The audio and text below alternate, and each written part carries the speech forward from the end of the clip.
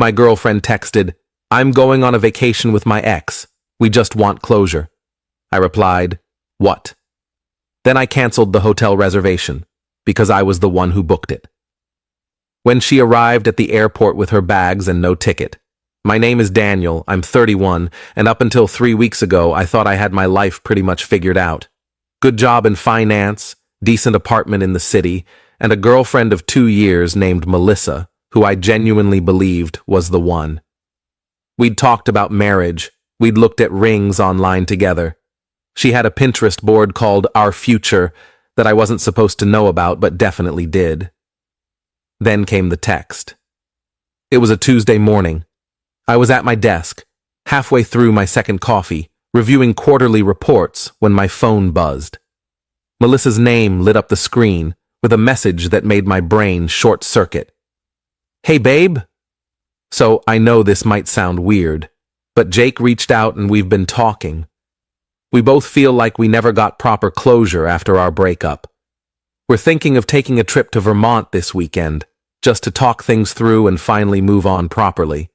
I think it'll be really healthy for me. Love you. I stared at that message for a full minute. Jake, her ex-boyfriend of 4 years, the guy she'd dated throughout college and broken up with supposedly because of different life goals. The same Jake whose Instagram she'd accidentally liked posts from at 2 in the morning 6 months ago, then claimed her phone had glitched. I typed back, "What?" Just that. One word.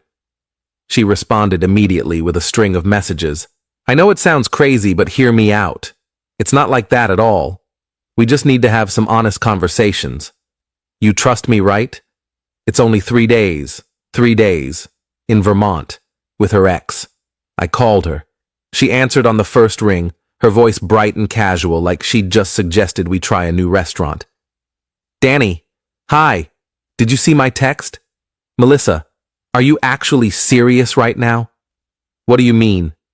"I'm being totally transparent with you. That's what matters in a relationship, right?" "Honesty?" I could hear traffic in the background.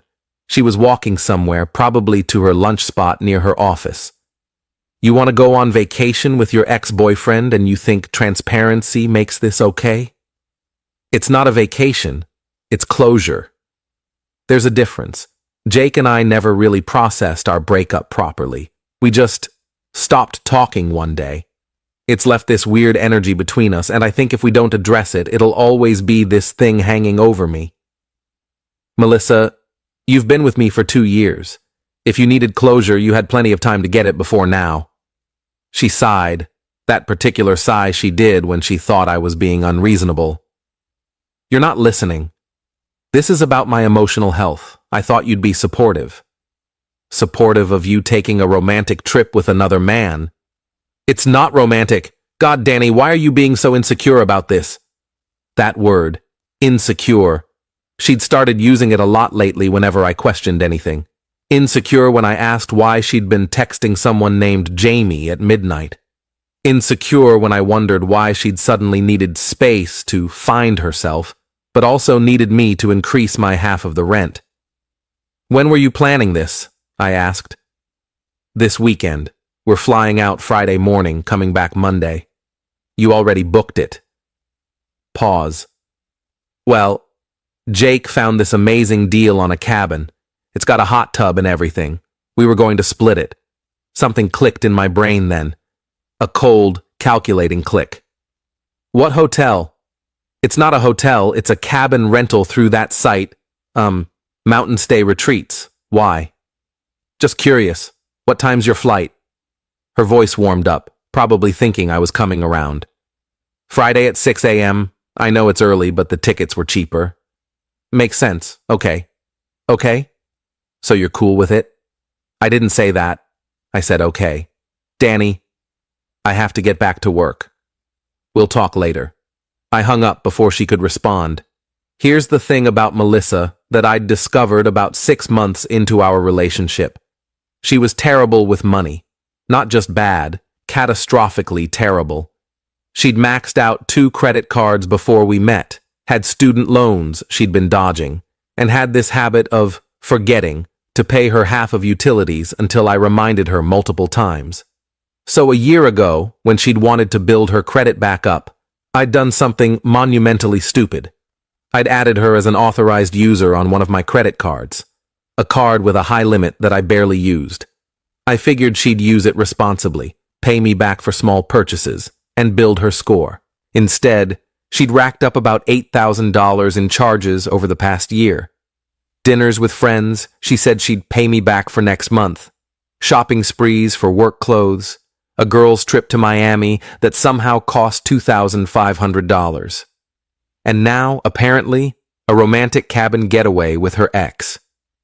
I pulled up my credit card account on my computer. There it was. A charge from 3 days ago.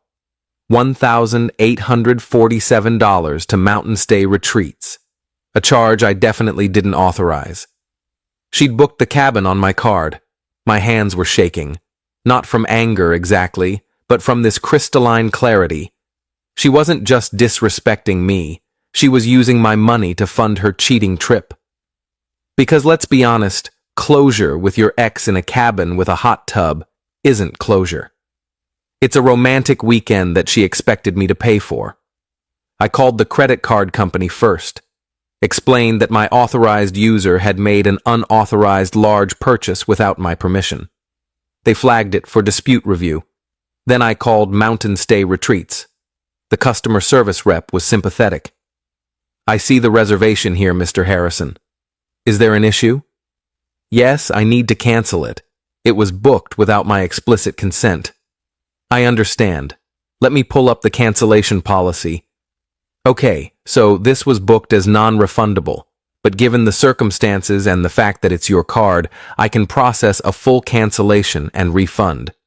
The reservation will be void immediately. Perfect. Please do that. Done. The guest will receive a cancellation email within the hour. Is there anything else I can help you with today? No, that's everything. Thank you. I hung up and sat back in my chair. My heart was pounding, but my head was clear. Then I called the airline. Melissa had used the same card for her ticket. Same process. Unauthorized purchase by authorized user.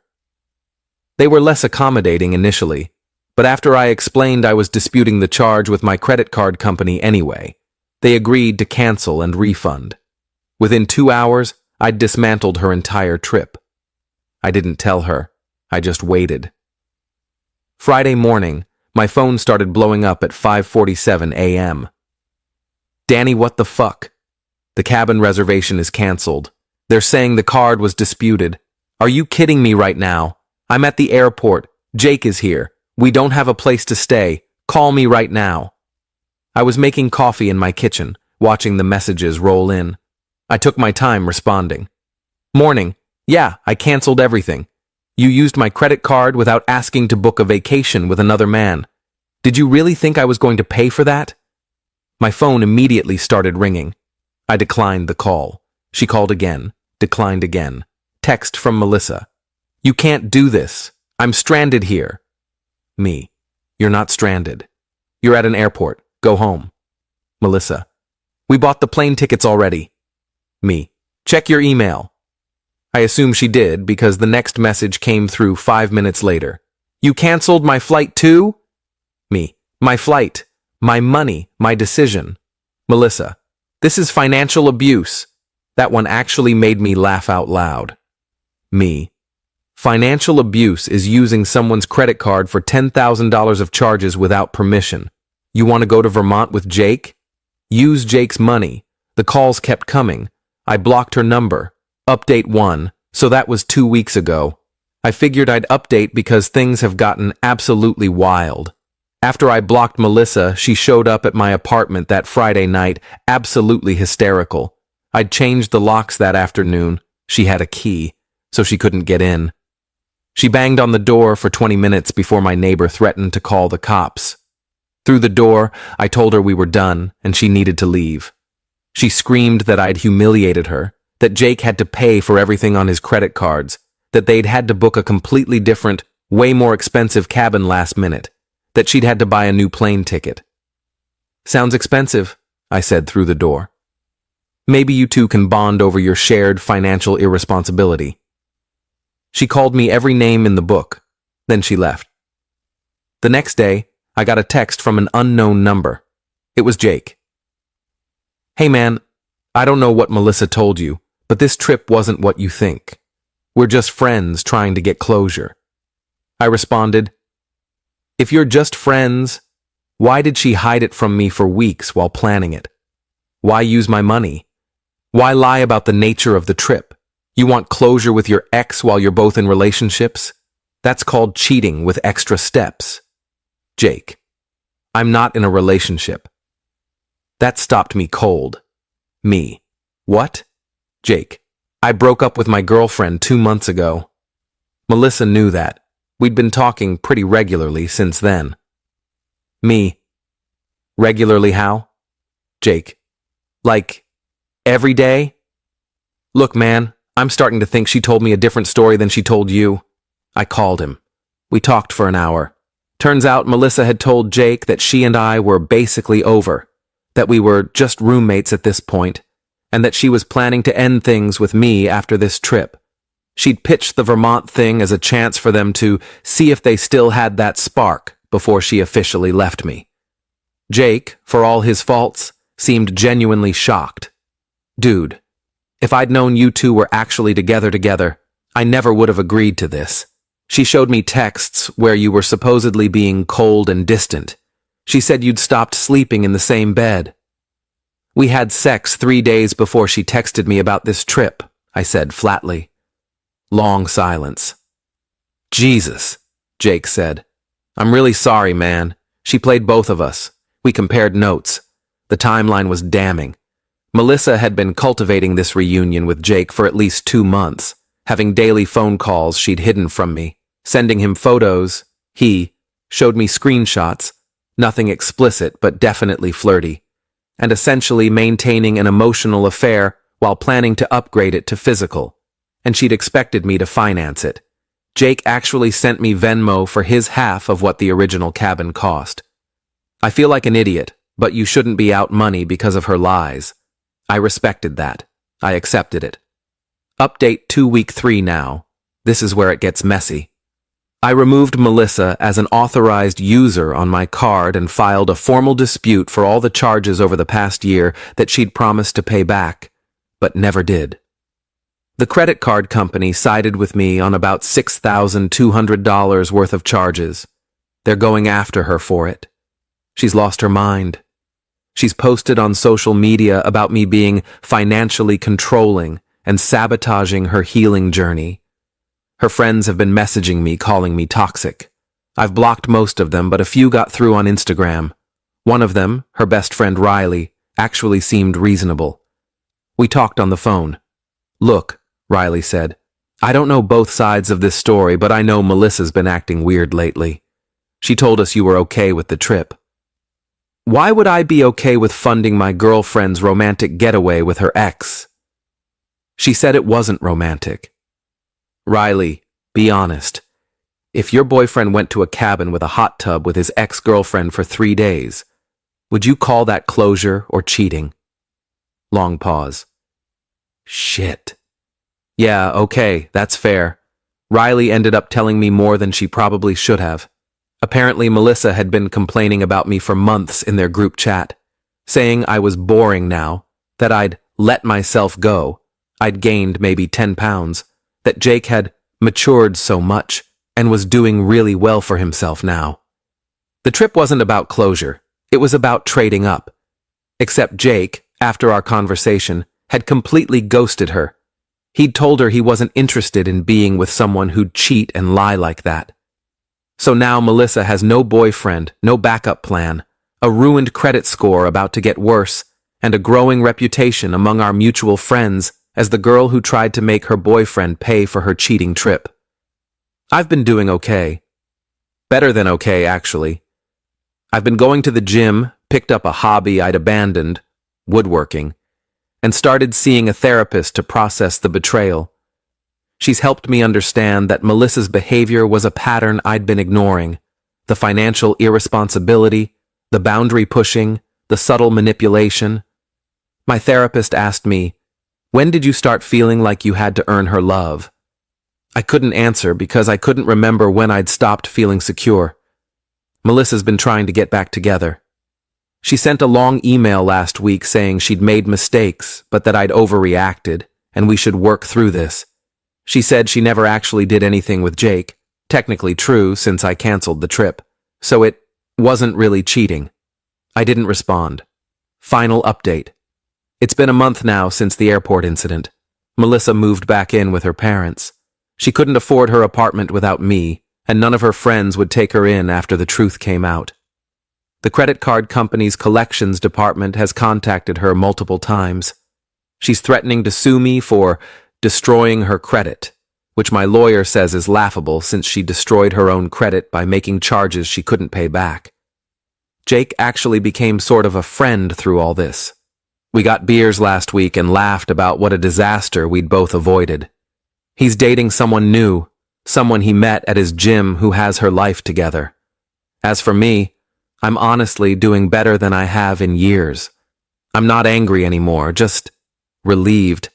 Relieved that she showed her true colors before I married her, before we had kids, before I was legally tied to someone who saw me as a wallet with a pulse. The funniest part? 3 days ago, Melissa posted on Facebook that she's in a new relationship with some guy named Marcus who, according to his profile, is a crypto entrepreneur and digital nomad. I give it 3 months before she realizes he's broke and living in his parents' basement. Meanwhile, I've been on a few dates. Nothing serious yet, but I'm not rushing. For the first time in 2 years, I feel like I can breathe. Like I'm not constantly monitoring someone else's spending or emotions or loyalty. The relationship taught me something valuable. Someone who loves you doesn't make you feel crazy for having boundaries. They don't weaponize therapy language to justify betrayal. And they definitely don't use your credit card to fund their backup plan. I'm 31, single, financially stable, and finally understanding what I actually deserve. And that's worth more than any closure trip to Vermont. Edit 1. A lot of people are asking if she ever apologized. Number, not once. Every message has been about how I ruined her life, how I embarrassed her, how I'm making her recovery harder. It's been enlightening. Edit 2. Jake sent me a screenshot yesterday. Melissa had texted him asking if he wanted to try again for real this time. He responded with a single word, no. Then blocked her. The man learned his lesson. Edit 3. For everyone asking about the $6,200 in disputed charges, yes, it's affecting her credit hard. She defaulted on the payment plan they offered her. Play stupid games, win stupid prizes.